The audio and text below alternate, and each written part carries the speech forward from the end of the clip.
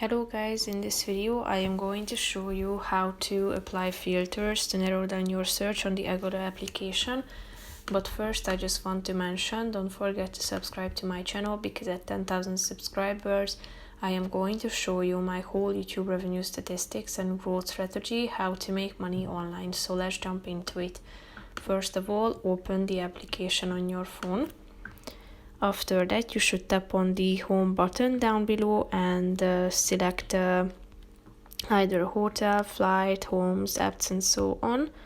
Tap on a category that you are looking for, type in the details and click on search, and then tap on the filters button in the left side of the screen where you can set the price range on this slide, then the star rating.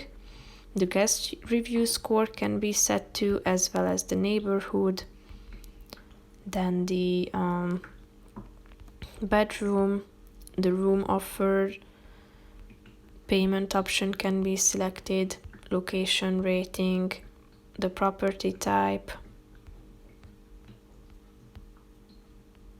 the host details, facilities can be added, and the property name.